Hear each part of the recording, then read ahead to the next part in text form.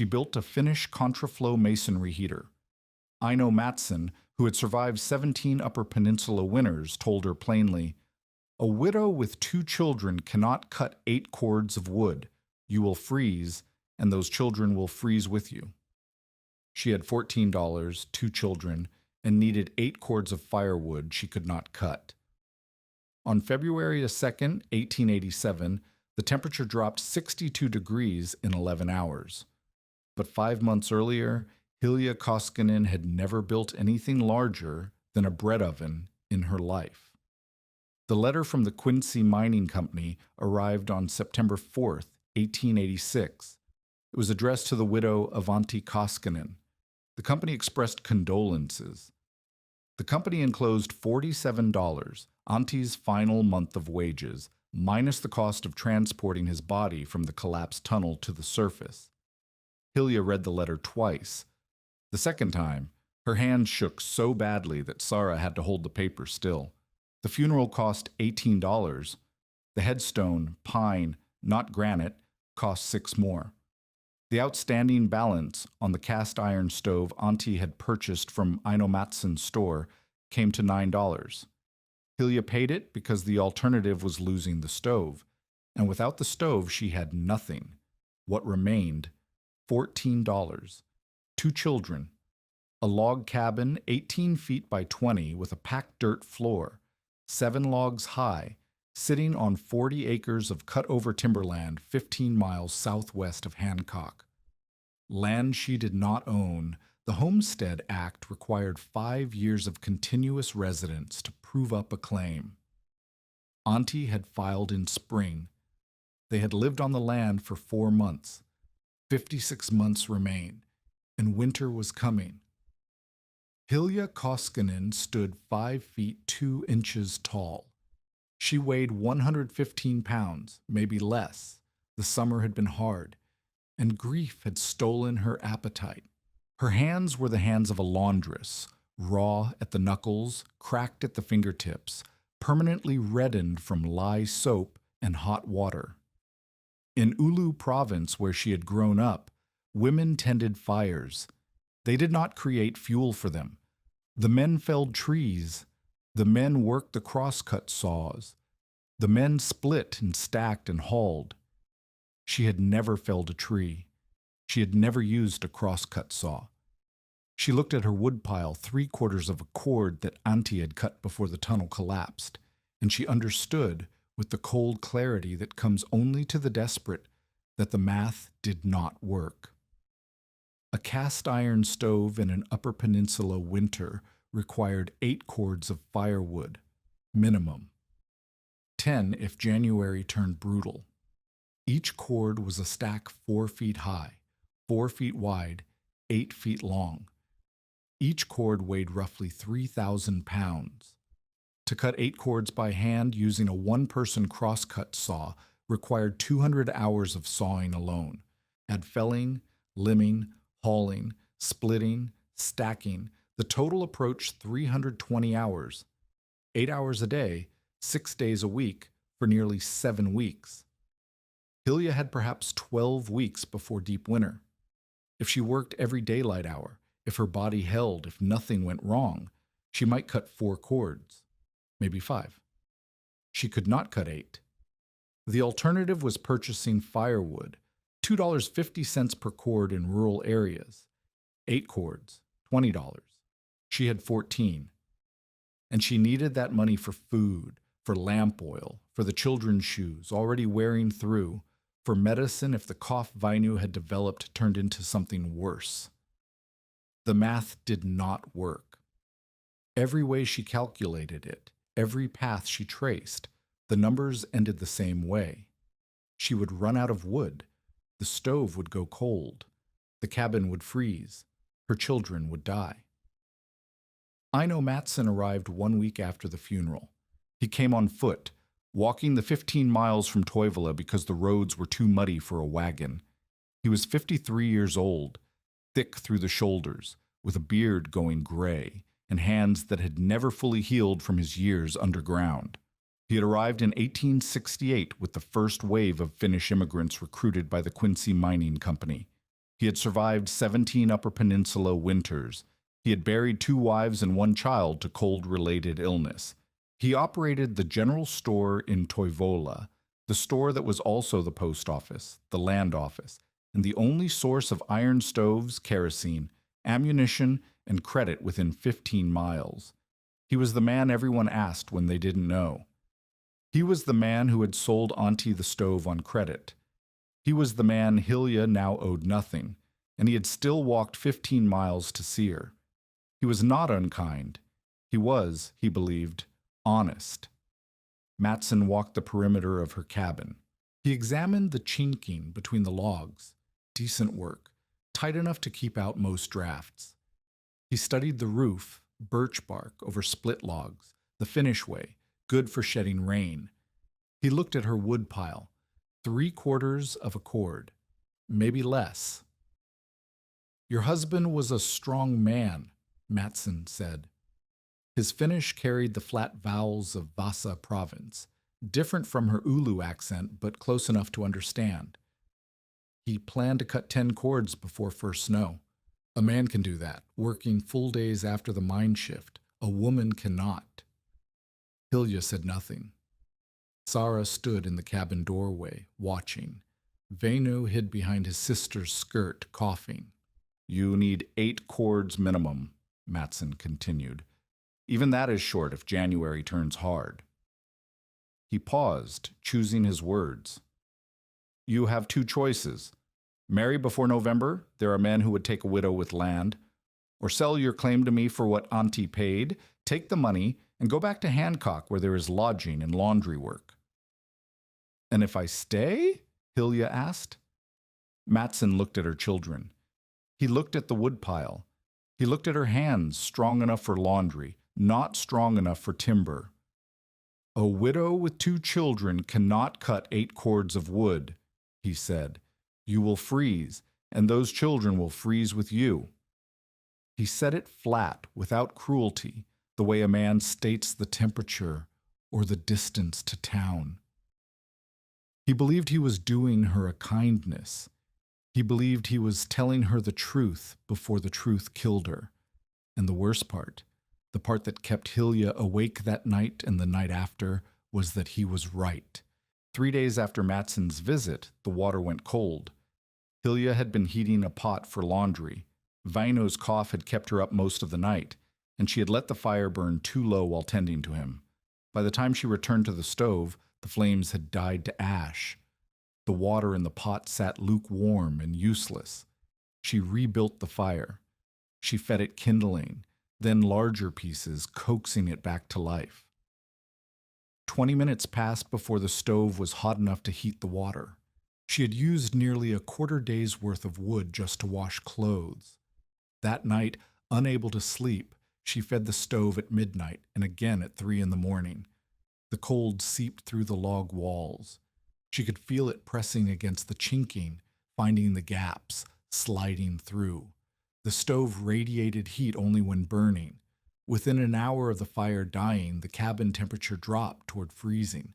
The iron cooled as fast as it heated. That was its nature. That was all it knew how to do. She thought of her grandmother's house in Oulu. The Puntujuni in the corner, 7 feet tall, 4 feet wide, covered in white glazed metal drums. Hilja remembered being a girl, sitting beside it in the cold months, pressing her back against the warm surface while her grandmother told stories. Her grandmother fired the stove once in the morning, a great roaring blaze that lasted 90 minutes. Then she closed the flue damper, and the house stayed warm all day and into the night. Even the next morning, when Hilja woke before dawn, the tile exterior was still warm to the touch. Her grandmother slept through the night. She never touched the fire once it was out. She never woke at midnight and 3 in the morning to feed iron that could not hold what it was given. The heat went into the stone. The stone held the heat. The stone gave it back slowly, gently, through the long, cold hours. Hilja sat up in the darkness of her Michigan cabin, the cast iron stove already cooling beside her, and she thought, what if I built what my grandmother had? The logic was simple. Simple enough that anyone who had never seen a masonry heater would call it impossible. A cast iron stove burned wood to heat air. The hot air rose. Most of it went up the chimney, 60%, maybe more, lost to the sky. The iron got hot quickly, but it cooled just as fast. Every few hours, someone had to feed it more fuel, or the heat vanished.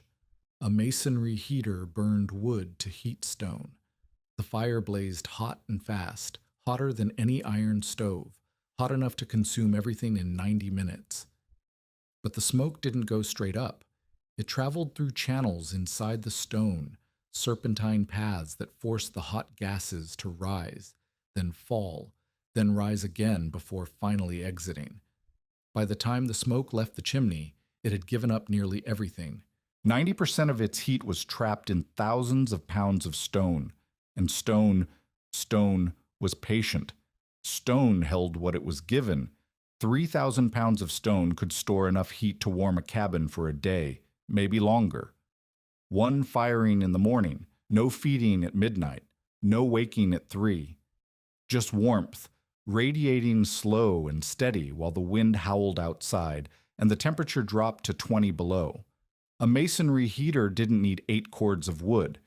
It needed 2, maybe 3, because it used what the iron wasted. If Hilja could build what her grandmother had, she wouldn't need to cut 8 cords. She wouldn't need to cut even half that many. The idea was perfect. The problem was that Hilja had never built anything larger than a bread oven in her life. Marta Peltonen arrived 2 days later with a jar of preserved lingonberries. Marta was Hilja's nearest neighbor, a widow herself, originally. Her first husband had died of consumption in 1883. She had remarried a Norwegian logger named Bjorn, who worked the camps all winter. She survived by being practical, by making no gambles, by accepting what she could not change. She had heard about the heater. "I know Matson says you won't sell," Marta said, setting the jar on Hilja's table. "He says I'll freeze." "Will you?" Hilja explained. The channels, the thermal mass, the way stone held heat while iron threw it away. She drew diagrams in the ash by the stove, crude but clear. She used her hands to show the path the smoke would take, up, down, up, out. Marta listened. She watched Hilja's hands move through the air, tracing invisible channels. When Hilja finished, Marta was silent for a long moment. Then, "You're going to spend 3 weeks building a fireplace that might not work instead of cutting wood you know will burn?" "If I spend 3 weeks cutting, I'll have 3 cords. That's not enough. And if you spend 3 weeks building and it fails, you'll have nothing." "That's true." "It's a gamble, Hilja. The kind of gamble men make when they drink." Hilja looked at her children. Sara was outside, stacking the few pieces of wood Antti had cut before he died. Vainu sat in the corner, coughing. "Men have the choice not to gamble," Hilja said. "I have the choice between one gamble and another. Matson's math and mine both end the same way unless something changes." Marta shook her head. Her eyes were kind, but her face held no hope. "I'll come for your children," she said, "if you're not here in spring." She left the lingonberries on the table. The next week, Hilja traveled to Hancock. She walked the 15 miles to Toivola, then rode a supply wagon the remaining distance. The trip took most of a day. She left the children with Marta, a favor that Marta granted without comment, though her face said everything her words did not. In Hancock, Hilja found the mining supply depot. The copper smelters used firebrick in vast quantities, brick that could withstand temperatures above 2,000 degrees without cracking. The depot sold it by the hundred. She purchased 200 bricks, counted them herself, and arranged for a wagon to deliver them to her cabin. The cost? $4.50. She had $9.50 remaining. She also purchased a 5-pound bag of lime from Matson's store on her way back through Toivola, 30 cents. She said nothing about what it was for.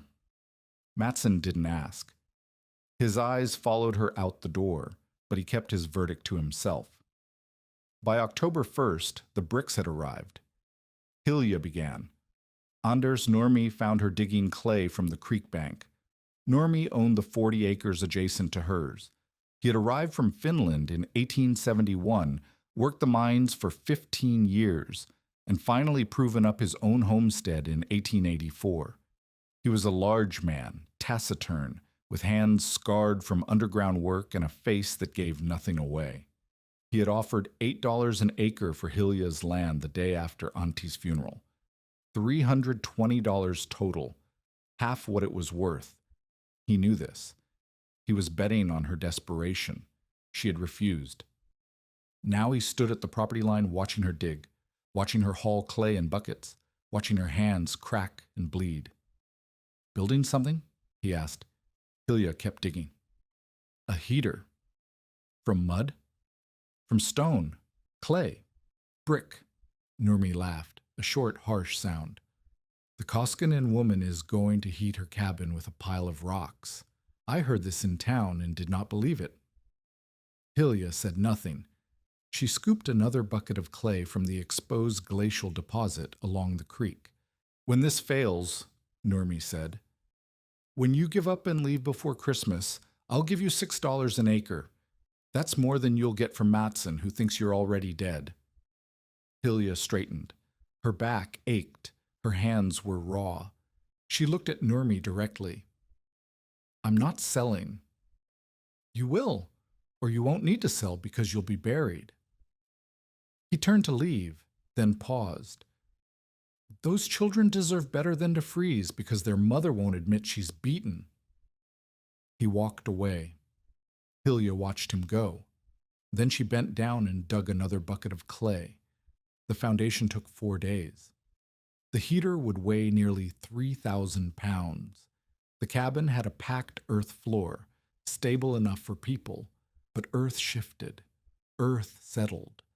3,000 pounds of stone sitting on earth would crack within a year. Hilja dug through the floor, 4 feet wide, 3 feet deep, down to the clay hardpan beneath the topsoil. She lined the hole with flat field stones gathered from the creek and the surrounding woods. She laid them in clay mortar mixed with sand. She filled the gaps, tamped them solid, let them cure. The foundation alone consumed 200 pounds of stone. Her hands blistered. The blisters broke. She wrapped them in rags and kept working. The firebox took 8 days. This was the heart, the combustion chamber where wood would burn hot and fast. It had to be built entirely of fire brick, which could withstand the temperatures of a roaring blaze. Hilja laid the bricks in courses, each course slightly offset from the one below. She used a mortar of clay, fine sand, and a small amount of lime. She learned as she built, adjusting when a course sat crooked, chipping and relaying bricks that didn't fit. The firebox dimensions: 20 inches wide, 18 inches deep, 24 inches tall. The back wall sloped slightly forward. She remembered this from her uncle's heater, how the angle reflected heat toward the channel opening. She didn't know the physics. She only knew it had worked. By October 14th, the firebox was done. Hilja stepped back and looked at what she had built. A box of pale brick, waiting for fire. She had no idea if it would hold. The channel system took 13 days and nearly broke her. This was the innovation, the part that made a Contraflow heater different from every fireplace, every stove, every simple stone hearth. The serpentine path that captured heat instead of wasting it. Hilja built 3 vertical channels behind and beside the firebox. Each channel was 8 inches wide and extended to the top of the heater's 5-foot height. The channels connected at top and bottom through horizontal passages, narrow openings that forced the smoke to change direction. When a fire burned, the hot gases would rise from the firebox to the top of the first channel.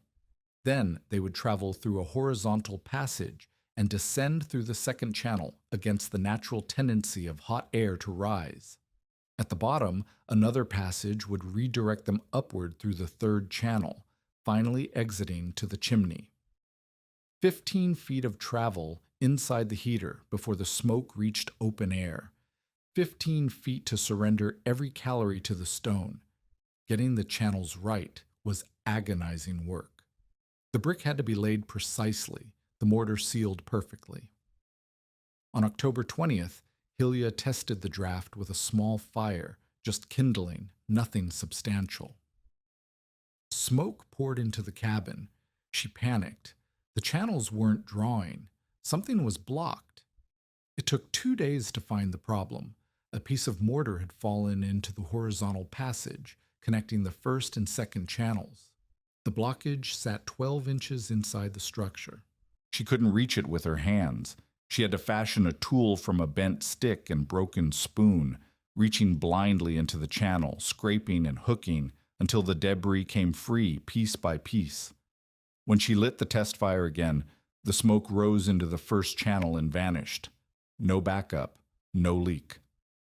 The draft was working. 26 days of construction. Half of her time was gone. October brought frost. By the 20th, ice skimmed the water bucket left outside overnight. The leaves had fallen. The sky had gone gray and stayed that way. Hilja could feel winter's approach in her bones, the light disappearing earlier each evening, the cold pressing harder each morning. She worked by lamplight now, burning precious kerosene to squeeze another hour from the day. The stone cladding was 60% complete. Fieldstone surrounded the brick core, building up the thermal mass that would hold the fire's heat. Each stone had to be hauled from the creek or the woods, fitted into place, mortared solid. 2,800 pounds of fieldstone. She moved it all herself. Sarah helped where she could.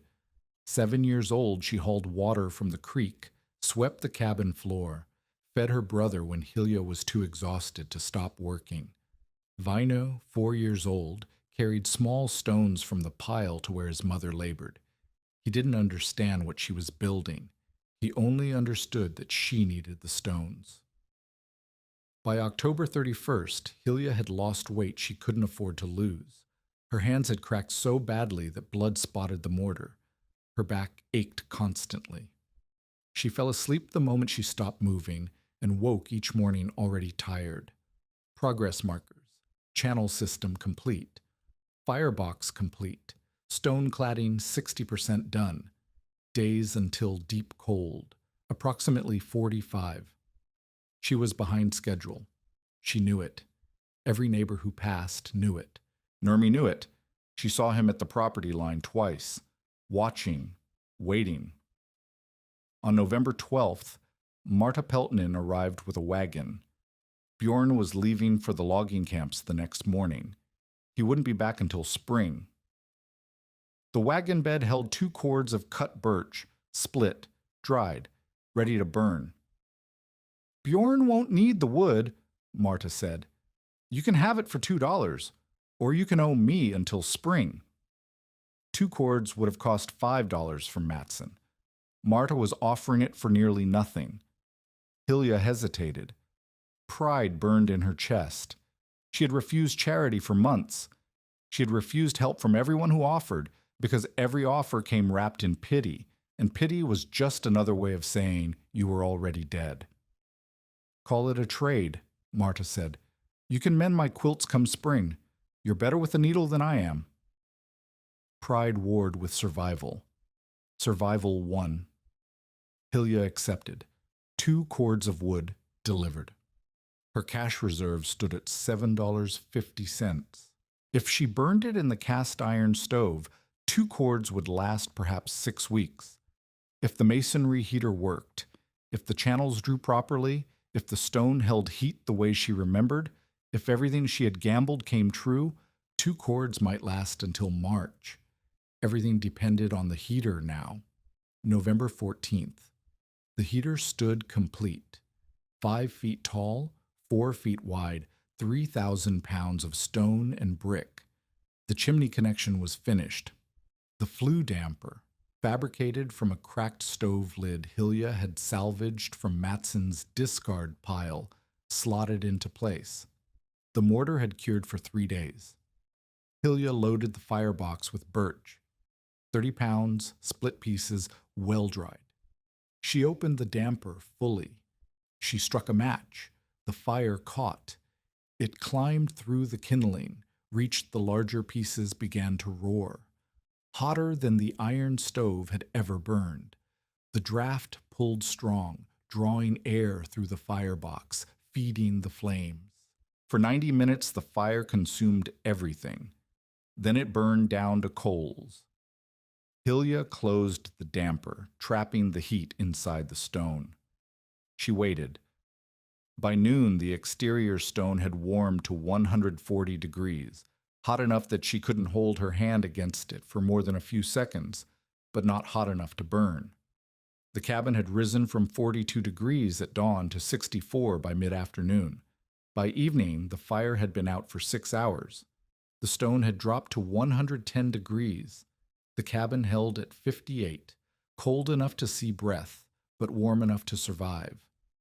The next morning, 18 hours after the fire died, the stone was still warm, 90 degrees, maybe less, but warm. The cabin had dropped to 48 overnight. She had slept through the night without feeding a fire. 30 pounds of wood, 18 hours of heat. In the iron stove, 30 pounds would have given her 4 hours. It was working. Matson came on November 18th. He had heard about the heater. Everyone had heard about the heater. The Koskinen widow built a pile of rocks in her cabin, and the pile of rocks was somehow warm. He stood in her doorway, examined the structure, touched the stone with his calloused hand. He said nothing for a long time. Then, "It's warm today. November is warm." He pulled his hand back, wiped it on his trousers. "Wait until January. Wait until it's 30 below. Then we'll see how long your pile of rocks keeps your children alive." He left without saying more. Nurmi didn't visit, but Hilja saw him twice more at the property line, watching, always watching. November passed, December passed, Christmas came, rice porridge with Marta's lingon berries, new mittens knitted from yarn unraveled from an old sweater, Finnish hymns sung by lamplight while the stone heater radiated its gentle warmth. One firing each morning, 30 to 40 pounds of birch. The stone absorbed the heat. The cabin stayed above 50 degrees overnight, above 60 during the day. Hilja slept through the nights. She woke rested for the first time since Antti died. 3/4 of a cord burned in 6 weeks. At this rate, her wood might last until March. For a few days, she allowed herself to believe. Then January came, and the sky turned green. January 31st, 1887. The morning began warm. That was the word the old-timers used, warm. 34 degrees above zero at dawn. Fog rising from the creek. Snow falling gently as it had for 2 days, adding to the 30 inches already on the ground. Drifts reached the cabin windows. The world was white and soft and quiet. Hilja fired the heater as usual. 35 pounds of birch, burning hot for 90 minutes. She closed the damper when the fire died. The stone absorbed the heat. The cabin climbed to 62 degrees by mid-morning. By 10 o'clock, the sky changed. The clouds went from gray to a strange greenish black, the color of a bruise. The wind, which had been blowing gently from the south, suddenly died. For 20 minutes, maybe less, absolute stillness. No movement, no sound. Even Vano stopped coughing. Then the north wind hit. It came like a door slamming. One moment, stillness. The next, the cabin shuddered. Snow that had been falling straight down began flying horizontal. The temperature, which had held above freezing all morning, began to fall. By 3 in the afternoon, 12 degrees above zero, a drop of 22 degrees in 5 hours. By midnight, 4 degrees below zero. Hilya woke to check on the children. The cabin held at 44 degrees, cold, but survivable. She considered firing the heater again, then decided against it. She was trying to conserve wood. The winter was long. She didn't know how long the cold would last. She went back to sleep. She woke again at dawn on February 2nd. The cabin was colder. The water bucket by the stove had a skin of ice. Frost had formed on the inside of the door hinges. She opened the door to check conditions outside. The air hit her face like a blade. She gasped, slammed the door shut, stood with her back against it while her lungs burned. The thermometer Auntie had nailed to the porch post read 28 degrees below zero. In 11 hours, the temperature had dropped 62 degrees. Vino was sick. The cough he'd had since September had never fully gone away. Some weeks it faded to almost nothing. Other weeks it rattled in his chest like stones in a jar. Hilya had learned to listen for the rattle, to wake in the night when the sound changed. On the morning of February 2nd, the sound was different. His forehead burned under her hand. His breathing came shallow and fast, with a wet rasp underneath. His eyes were glassy. He was 4 years old, 35 pounds, and he was very, very sick. A healthy child could survive a cold cabin. Wrap them in blankets, keep them close to the heat source, wait for the weather to break. Children were resilient. Children adapted. A sick child was different. A sick child needed constant warmth, steady, reliable, unwavering, not the kind of heat that surged when you fed the fire and vanished an hour later. Not the kind of heat that required someone to wake every 3 hours through the night to keep it alive. If Hilya had only the cast iron stove, she would have had two choices: stay awake all night feeding the fire while her son burned with fever, or sleep and wake to find the cabinet freezing and her son dead. She looked at the stone heater. 3,000 pounds of field stone and fire brick, still radiating warmth from yesterday's fire. Everything she had gambled, every hour of labor, every dollar spent, every doubt she had swallowed, came down to the next 24 hours. February 2nd, noon, Hilya loaded the firebox with everything she dared. 45 pounds of birch, nearly half again her normal load. She opened the damper fully and lit the fire. The flames roared.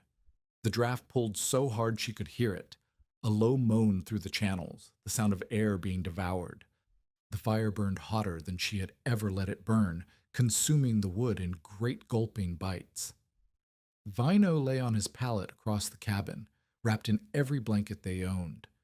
Sarah sat beside him, holding his hand. Neither child made a sound. For 2 hours, the fire raged. Then it died to coals, then to ash. Hilya closed the damper. The stone began its work. February 2nd, 4 in the afternoon, outside temperature, 31 degrees below zero. Still falling. Inside, the cabin held at 66 degrees. The stone heater radiated heat like a living thing, steady, patient, inexhaustible. Hilya had moved Vainu's pallet beside it, as close as she dared without risking burns.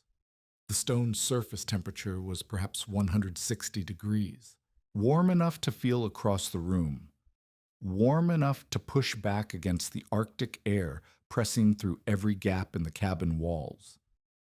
Vainu's fever continued. His breathing was labored, each inhale ending in that terrible wet rattle. But he was warm.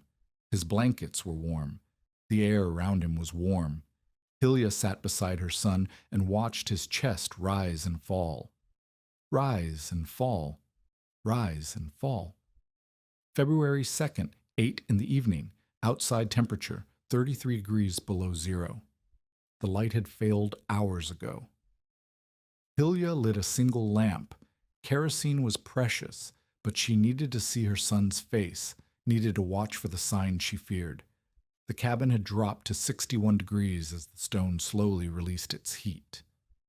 Still warm, still survivable, she had not fired the heater since noon, 8 hours without adding fuel. In the cast iron stove, this would have been suicide. The stove would have been cold for 6 hours. The cabin would have been at 40 degrees and falling. She would have been feeding the fire every 2 hours, burning through her wood supply, fighting a losing battle against cold that killed. But the stone didn't fight. The stone simply held. Vino coughed in his sleep. The rattle was still there, but quieter now. His forehead, when she touched it, was still hot, but less hot than this morning. The fever was holding, not climbing. Sarah slept on her own pallet, on the other side of the heater. 7 years old, exhausted from days of helping, unaware of how close they were to the edge. Hilja did not sleep. She sat with her hand on the warm stone, feeling the heat that had been fire 8 hours ago, bleeding out slow and steady into the darkness. February 2nd, midnight. Outside temperature 34 degrees below zero, the bottom. The cold had reached its killing depth. At 34 below, exposed skin froze in under 5 minutes. At 34 below, a person caught outside without shelter would be dead within the hour. At 34 below, trees cracked and split from the cold alone, the sound like gunshots echoing through the frozen forest. Hilja's cabin held at 54 degrees, cold enough to see breath, cold enough that she wore her coat indoors, that the children slept under every blanket in the house, but not cold enough to kill, not cold enough to freeze the water bucket solid, not cold enough to turn her children's breath to ice on their lips. The fire had been dead for 12 hours. 12 hours, and the stone still radiated. 12 hours, and the cabin still held. She thought of Aino Matson's words. Wait until January. Wait until it's 30 below. It was February. It was 34 below, and her children were alive. She learned later what happened to her neighbors. The Virtanen family lived 3 miles north. They had a cast iron stove, well maintained, properly installed. When the temperature began falling on the night of February 1st, Erkki Virtanen started feeding the fire. He fed it at midnight. He fed it at 2. He fed it at 4. By dawn, he had burned through what remained of their wood supply. They had been cutting short all fall. Erkki had broken his arm in October, and his wife couldn't work the saw alone. They had planned to buy more wood from Matson before the deep cold came. They had run out of time. By noon on February 2nd, they were burning furniture. The kitchen chairs went first, then the bed frame, then the chest Erkki's father had brought from Finland. By evening, they were burning clothes, spare shirts, an old coat, anything that would catch. By noon on February 3rd, the cabin temperature had dropped to 28 degrees. The family huddled together under blankets, the children between the parents, everyone shivering. The cast iron stove sat empty and cold, a useless iron box. A passing logger found them that afternoon. He loaded the children onto his sledge and carried them to safety in Toivola. Erkki and his wife walked behind, stumbling through drifts. They survived, but Erkki lost 3 fingers to frostbite. His wife lost 2 toes. Their children lost nothing. But they remembered. They remembered the cold and the empty stove and the burning furniture. They remembered for the rest of their lives. Old Heikki Jarvi lived 2 miles east. He was a bachelor, 63 years old, one of the earliest Finnish settlers in the district. He had arrived in 1870 and worked the mines until his back gave out. He had survived 16 Upper Peninsula winters. He knew cold the way other men knew their own names. He had cut more wood than any other man in the district. His woodpile was legendary, 12 cords, sometimes 14, stacked so precisely it looked like a wall. He was never short. He was never unprepared. But Heikki Jarvi was alone. On the night of February 1st, he fired his stove and went to sleep. He woke at midnight to feed it, as he always did. He fed it again at 3. At 6, his alarm did not wake him. He was 63 and tired, and the cold had crept into his bones in ways he no longer noticed. He woke at 9 to a cabin at 41 degrees and falling. He stumbled to the stove, loaded it with wood, struck a match. The fire caught. He sat in his chair to wait for the warmth. He fell asleep. He did not wake again. When they found him on February 5th, his stove was cold and empty. His woodpile, all 12 cords of it, sat untouched outside. His body was frozen in his chair, facing the dead stove, as if waiting for warmth that would never come. Jarvi had survived 16 winters. He had cut more wood than anyone, but he couldn't cut enough to overcome exhaustion, and he couldn't stay awake forever to feed a fire that devoured everything he gave it. The iron demanded constant attention. The iron gave nothing back. February 3rd, 6 in the morning. Outside temperature 32 degrees below zero. Still lethal, but no longer falling. The worst had passed. Hilja had fired the heater once more at midnight, a 35-pound load burning hot for 90 minutes. The stone was now fully saturated, the thermal mass charged to capacity. The cabin held at 61 degrees. Veno's fever had broken in the night. She had woken at 4 to check on him, as she had every 2 hours since the cold began. His forehead was warm but not burning. His breathing was easier, still a rattle, but softer now, fading. When she touched his cheek, his eyes fluttered open. "Mama," he said, "I'm hungry." It was the first time he had asked for food in 3 days. Hilja made him porridge with the last of the lingon berries. She fed it to him spoonful by spoonful while the stone heater radiated heat beside them. Outside, the wind had died. The snow had stopped. Pale light crept through the frost-covered windows. She had survived the worst night. 2 fires, 70 pounds of wood total. 18 hours of heat in 34 below cold. The cast iron stove would have demanded 6 fires minimum, someone awake every 3 hours to feed it. It would have burned 150 pounds of wood, maybe more. It would have required constant attention while her son lay sick and the cold waited to kill anyone who stepped outside. The stone did not demand attention. The stone simply held. Hilja sat with her hand on the cooling stone and wept. February 10th, 1887. Aino Mattsson came to her cabin. He arrived alone, on snowshoes, struggling through drifts that had closed the roads for a week.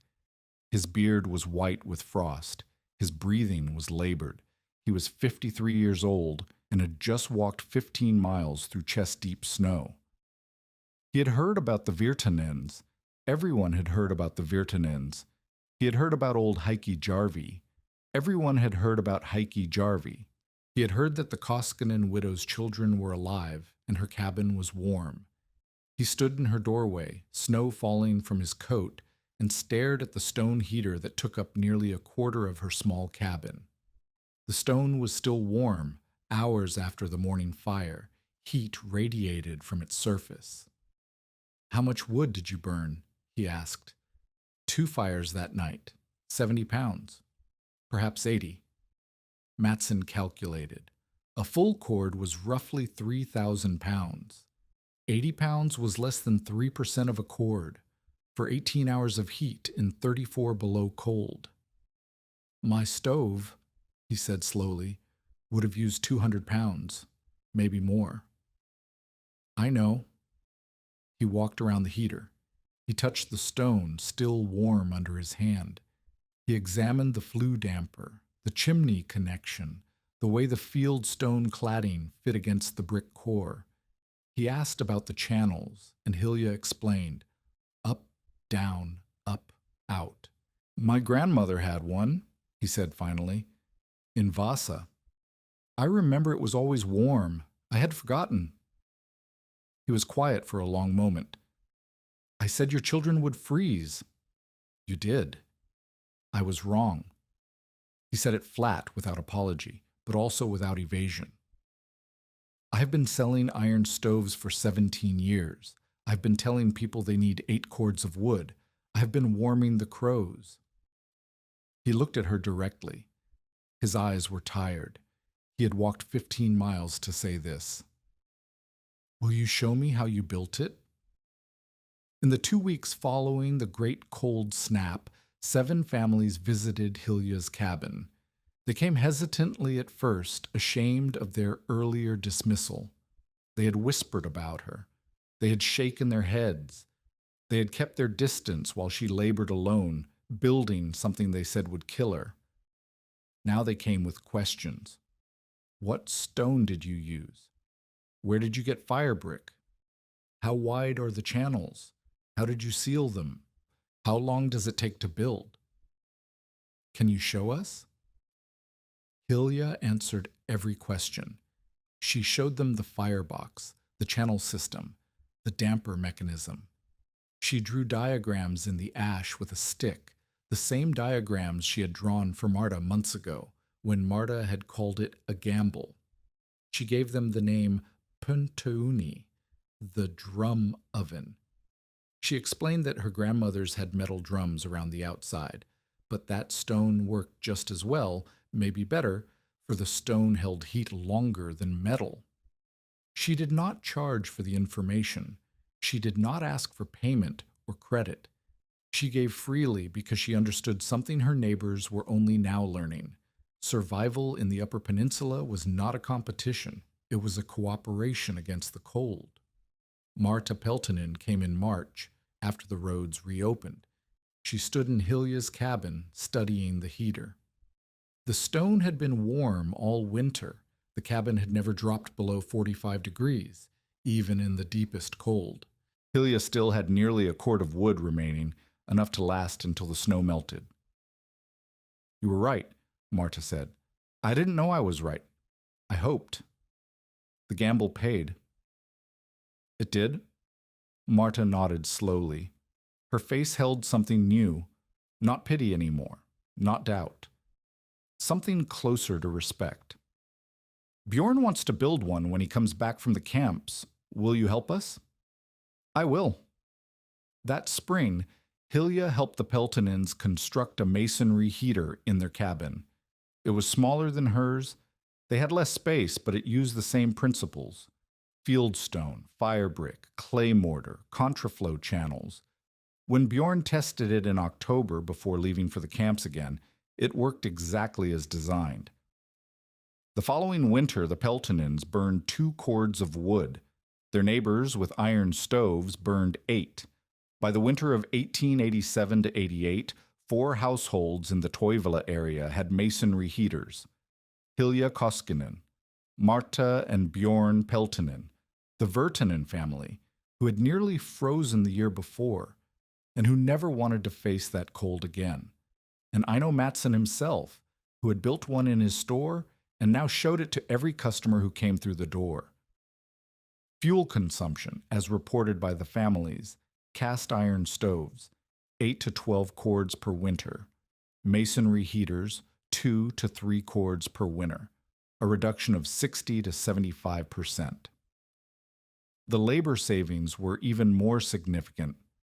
Cutting 2 cords instead of 8 meant 160 fewer hours of brutal physical work. It meant time for other tasks, clearing land, building outbuildings, teaching children to read.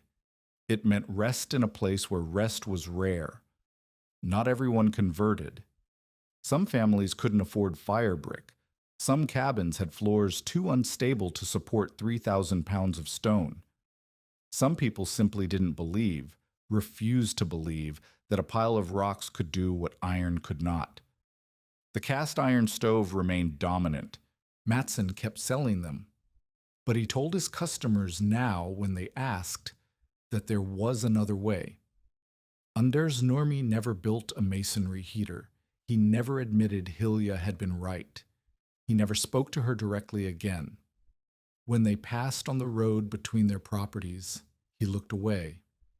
When she waved, he did not wave back, but he stopped watching her property. He stopped waiting for her failure. He stopped making offers on land that was no longer for sale.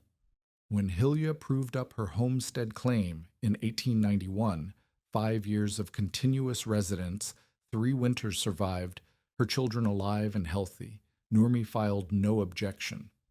He simply accepted that the Koskinen widow would be his neighbor permanently.